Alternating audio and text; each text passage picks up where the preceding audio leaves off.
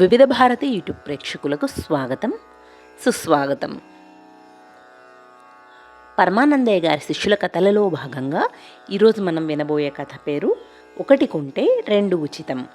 చెట్టుకు వేలాడగట్టిన ఆ తెల్లటి గుడ్డ కింద చిన్న వెండి ముక్కాలు పీట మీద కూర్చున్న వ్యాపారి, రండి బాబు రండి, 100 వెండి రూకలకే ఒక గోవు మహాలక్ష్మి, 100 వెండి రూకలకే ఒక గోవు మహాలక్ష్మి, ఒకటి కొంటే ఏవైనా 2 వస్తువులు ఉచితం, ఒకటి కొంటే 2 ఉచితం అంటూ కేకలు పెడుతూ ఉన్నాడు.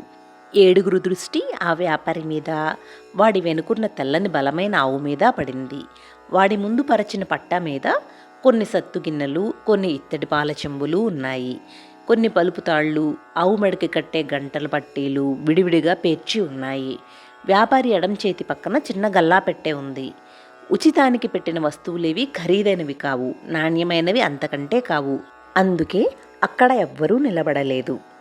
అయితే సోమ అటువైపు అడుగు వేయబోగా ఆది వాడి రెక్కపట్టి లాగి, అమ్మగారు ఏమన్నారో గుర్తు చేసుకో, సంతలో నలువైపులా పరిశీలించి పరీక్షించి సుడులు చూసి కడివెడు పాలిచ్చే ఆవును కొనాలి, అర్థమైందా అన్నాడు.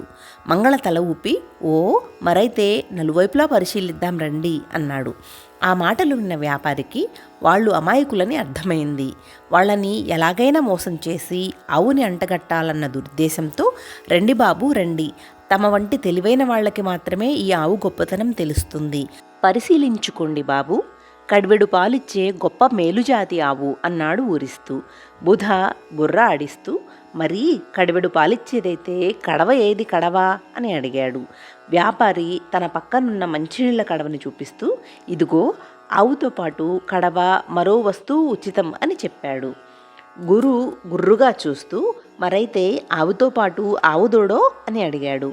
వ్యాపారి వాళ్ళని ఎలాగైనా మోసం చేయాలన్న దురుద్దేశంతో ఆవుతో పాటు ఉన్న దూడని చూపిస్తూ, అదిగో రండి బాబు రండి, 100 రూకలకే ఆవుతో దూడ, కొంటే ఏవైనా 2 వస్తువులు ఉచితం అని పాట పాడాడు. శుక్ర వంకరగా చూసి, సర్లేవోయ్, ఆ మాత్రం మాకు తెలియదనుకుంటున్నావా ఏంటి, అయినా సరే మా అమ్మగారు చెప్పినట్లు 4 వైపులా పరిశీలించాకే గోవుమాలక్ష్మిని కొంటాం అని చెప్పాడు. వెంటనే 7 సంతని పరిశీలించడానికి ముందుకు నడిచారు. వీళ్ళని ఎలాగైనా మోసం చేయాలి, నా తడాఖా చూపించాలి అనుకున్నాడు వీర్రాజు. బైరాగి అతడి వైపు సూటిగా చూస్తూ, ముందు తమ దగ్గరున్న డబ్బు సంచి ఇటివ్వండి అన్నాడు. వీర్రాజు తన డబ్బు సంచి ఇస్తూ, ఎందుకు అని అడిగాడు. బైరాగి మళ్ళీ సూటిగా చూసి, ఎందుకేంటి, తమకి నోటి దూల ఎక్కువ, ఇప్పటికీ 5 సార్లు పందెం ఓడిపోయి డబ్బు వదిలించుకున్నారు. డబ్బు సంచి దగ్గరుంటే అది వదిలించుకునేదాకా మీకు దురద తీరదు కదా, అందుకే ముందు జాగ్రత్తగా ఈ డబ్బు మీకు కూడా తెలియని చోట దాసొస్తా, ఈలోగా మీరు వాళ్ల వెంటపడి మాటలతో కవ్వించండి, రెచ్చగొట్టండి వారిని అని చెప్పి వెళ్ళిపోయాడు. వీర్రాజు ముసిముసిగా నవ్వుకుంటూ ఆ 7 అనుకరించాడు. 7 తమ ధోరణిలో నడుస్తూ మాట్లాడుకుంటూ, ఒరే, ఆ ఉచితంగాడి దగ్గరున్న గోవుమాలక్ష్మి భలేగా ఉంది కదరా అని ఒకడంటే, ఉంటుందోయ్ ఉంటుంది, మరి మనలాంటి మేధావులు కొనడానికి వస్తే అలాగే ఉంటుంది అన్నాడు ఒకడు. శని విసుక్కుంటూ, నోరు ముయ్యండ్రా, ఈ సంతలో ఏ చోట చూసినా ఆవు ధర 50 రూపాయలకు మించి లేదు, వాడి దగ్గర 100 రూకలంట, బుద్ధి ఉన్నవాడెవడైనా కొంటాడా అని రెట్టించాడు. మంగళ తలపంకిస్తూ, అది నిజమే, మరి మనం బోలెడు బుద్ధి ఉన్నవాళ్ళం కదా, ఎలా కొంటాం అన్నాడు. బుధ బుసబుసలాడుతూ, ఏడ్చినట్టే ఉంది మీ బుద్ధి, మీ తెలివి, ఒరే, వాడు గోవుమాలక్ష్మితో పాటు 2 వస్తువులు ఉచితంగా ఇస్తానన్నాడు కదా, ఆ మాత్రం ఎక్కువ ధర చెప్పడా, ఇక్కడ ఇంతమంది ఉన్నారు, ఇంకెవరైనా ఉచితం ఇస్తున్నారా అని రెట్టించాడు. ఆది కల్పించుకుని, సరేనయ్యా, సూటిగా ఒక్క మాట చెప్పు, తెలివైన వాడెవడైనా అక్కడ కొంటాడా అని ప్రశ్నించాడు. మరుక్షణం, కొనడు అన్నాడు వీర్రాజు జనాంతికంగా. 7 ఉలిక్కిపడి వెనక్కి తిరిగి చూశారు. వీర్రాజు వాళ్లతో తనకేం పట్టనట్లు, కొనడు, బుద్ధి జ్ఞానం ఉన్నవాడు అక్కడ కొంటాడా, కొనడు అన్నాడు. వెంటనే బైరాగి వాదనకు దిగుతూ, కొంటాడు అన్నాడు. ఆ మాటలు విని 7 ముఖముఖాలు చూసుకున్నారు. బైరాగి తన వాదనను కొనసాగిస్తూ, ఇంత పెద్ద సంతలో వాడొక్కడి దగ్గరే ఎక్కువ ధర అంటే అందులో ఏదో మతలబు ఉండి తీరుతుంది, అంత ఎక్కువ ధర చెప్పడానికి వాడేం పిచ్చివాడు కాదు కదా, కనుక తెలివైన వాడు వాడి దగ్గరే కొంటాడు. ఆ కిటుకు పట్టేస్తాడు అన్నాడు. వీర్రాజు రెచ్చిపోతూ ఎవడూ కొనడు పందెం అన్నాడు. బైరాగి మరింత పెట్టరేగిపోతూ కొంటాడు పందెం అన్నాడు. వాళ్ళ చుట్టూ జనం పోగయ్యారు. జనాలను చూసి వీర్రాజు వీరావేశంతో ఊగిపోతూ, నాతో పందెం కాస్తావట్రా నువ్వు? అయితే సరే పందెం, నేను ఓడితే 100 రూకలు ఇస్తా అన్నాడు. బైరాగి ఆవేశంతో రెచ్చిపోతూ, బుద్ధుందా? నువ్వసలు మనిషివేనా? అన్నం తింటున్నావా, గడ్డి తింటున్నావా? హోదాకి తగ్గట్టు పందెం కాయి, నీలాంటి వాడితో పందెమా, చీచ్చి అని రెట్టించాడు. వీర్రాజు ఆవేశంతో ఊగిపోతూ, ఏంట్రా, నా స్థాయికి తగ్గ పందెం కాయాలా? అయితే సరే, అక్కడ ఎవ్వరూ కొనరు. ఎవరైనా కొంటే నా ఈనాము క్రింద ఉన్న ఈ పార్వతీపురంను వదిలేసుకుంటానన్నాడు. అందరూ చప్పట్లు కొట్టారు. వీర్రాజు గర్వంగా మీసం మెలేస్తూ జనం వైపు చూశాడు. ఆ గుంపులో ఎక్కడా ఆ 7గురు లేరు. ఏమయ్యారు వీళ్ళు అని అనుకున్నాడు వీర్రాజు.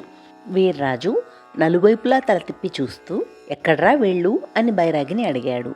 బైరాగి చెయ్యెత్తి చూపిస్తూ, అదిగో అక్కడ, తమరు రెచ్చిపోయి పందెం ఎక్కడ కాశారో అక్కడ అని చెప్పాడు. వీర్రాజు అటు చూశాడు. 7గురు ఆ చెట్టు కింద వ్యాపారి వెనుక ఉన్న ఆవుని పరీక్షిస్తూ ఉన్నారు. వీర్రాజు, బైరాగి వాళ్లతో పాటు ఆ జనం కూడా అక్కడికి వెళ్ళారు. వీర్రాజు స్వర్గాన్ని తగ్గించి కొంటావంట్రా అని అడిగాడు.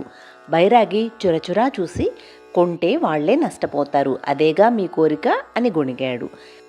వీర్రాజు ముసిముసిగా నవ్వి మరే అన్నాడు. అంతలో ఆది గోమాత పరీక్ష ముగించి, ఏమోయ్, ఈ గోమాలక్ష్మి మాకు నచ్చింది, దీన్ని కొంటాం అని చెప్పాడు.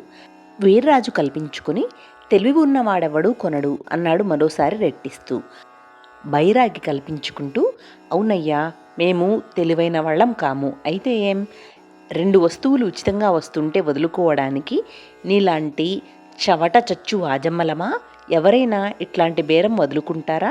భలే మంచి చౌక బేరం అని పాడుకుంటూ ఎగరేసుకుపోరా ఏమిటి?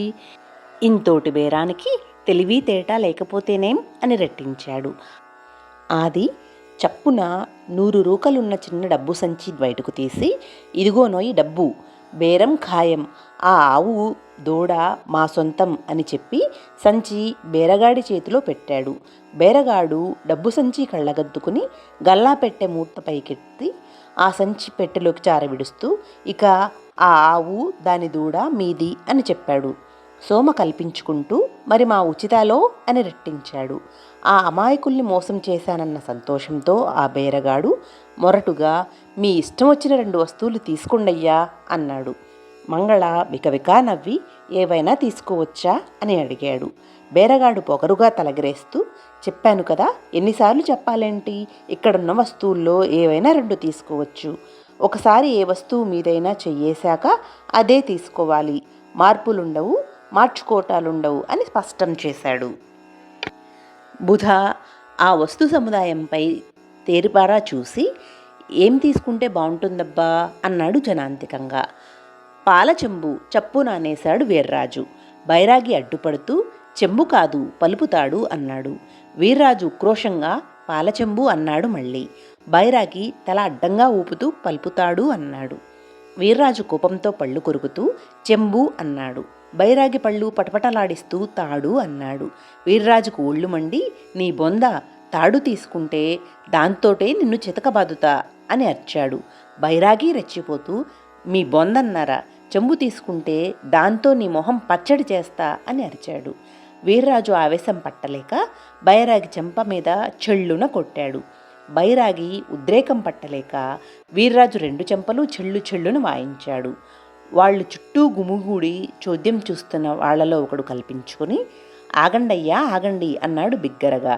ఇద్దరూ ఆగి అతడి వైపు చూడగానే ఆ వ్యక్తి విసుక్కుంటూ, ఆవు కొన్నది వాళ్ళు, చెంబే తీసుకుంటారో చేంతాడే తీసుకుంటారో వాళ్ళ ఇష్టం, మధ్యలో మీకెందుకయ్యా దురదా అన్నాడు హేళనగా. వీర్రాజు కోపంగా చూస్తూ, నాకెందుకా, ఏంటా పొగరు, ఈ పార్వతీపురం నాది, ఇక్కడేం జరిగినా కల్పించుకునే అధికారం నాకుంది తెలుసా అన్నాడు. వెంటనే మరో వ్యక్తి ముందుకొచ్చి, ఓర్ నీ మొహం మండా, నువ్వు పందెం ఓడిపోయావు, ఈ ఊరి మీద నీ అధికారమూ కోల్పోయావు తెలుసా అన్నాడు. వీర్రాజు గతుక్కుమన్నాడు. బైరాగి ఆశ్చర్యంతో ఎగిరి గంతేసి, అవునండోయ్, మీ పందెం పోయింది, మీ జమానాలో నుంచి ఈ ఊరు జారిపోయింది. పరమానందే శిష్యుల్ని నష్టపరచబోయి మీరే నష్టపోయారండోయ్ అన్నాడు అప్పుడే విషయం గ్రహించిన వాడిలాగా. వీర్రాజు మొహం ముడుచుకుపోయింది. గట్టిగా నిట్టూరుస్తూ, ఆరో ఊరు కూడా పోయిందా అన్నాడు బాధతో.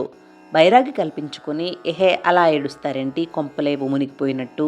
ఆరుళ్ళు పోతేనేం, ఓడిపోవడానికి ఇంకో 5 అవకాశాలున్నాయి, పందాలు కాయడానికి ఇంకా 5 ఊళ్ళున్నాయి అన్నాడు. వీర్రాజు మొహం మాడిపోయింది. అప్పటి వరకు జరిగిన ఆ పందాలతో నిమిత్తం లేనట్లు ఆది ఆ ఉచిత వస్తువుల వైపు రెప్పవాల్చకుండా చూస్తూ, ఒరే శుక్ర, చూస్తావేంట్రా, దూసుకుపో, ముందు పట్టుకురా తొలి ఉచితం అన్నాడు. అంతే. శుక్ర పొట్టేలులా తలొంచి ముందుకు దూసుకుపోయి వెండిపీట మీద కూర్చున్న బెరగాడిని ఢీకొట్టి కిందకు తోసేసి వెండి ముక్కాల పీటను ఎత్తి నెత్తిన పెట్టుకొని, ఇదిగో తొలి ఉచితం అన్నాడు. సోమ టపటపా చప్పట్లు కొట్టి, ఒరే శని, 2వ ఉచితం నీదిరా, దూకు అన్నాడు. అంతే. శని ఉన్న చోటు నుండి ఒక్క దూకు దూకి బేరగాడి గల్లా పెట్టి ఎత్తి నెత్తిన పెట్టుకొని, ఇదిగోరా 2వ ఉచితం అన్నాడు. బేరగాడు ఉలిక్కిపడి, అన్యాయం, అక్రమం, ఇవి 2 నావి, అవి ఉచితంలో లేవు అని ఆక్రోశించాడు.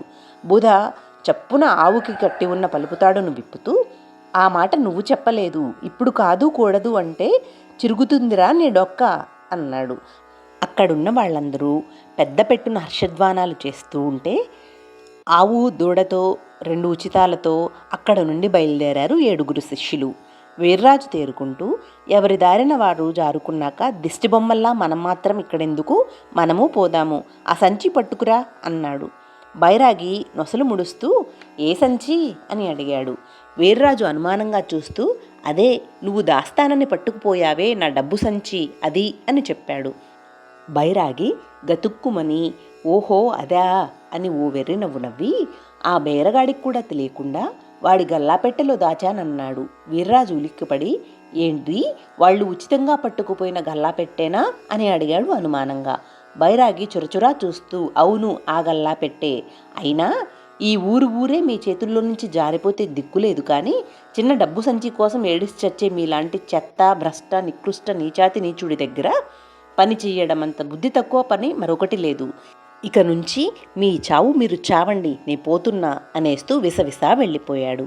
వీర్రాజు కన్నెర్రగా చూస్తూ, అలాగలాగే చూస్తా, నీ సంగతి, వాళ్ల సంగతి, ఆ పరమానందయ్య సంగతి చూస్తా అని అనుకున్నాడు. మిగిలిన కథలను తరువాయి భాగంలో కొనసాగిద్దాం. సర్వే జనా సుఖినో భవంతు, లోకా సమస్తా సుఖినో భవంతు. ఓం శాంతి శాంతి శాంతి.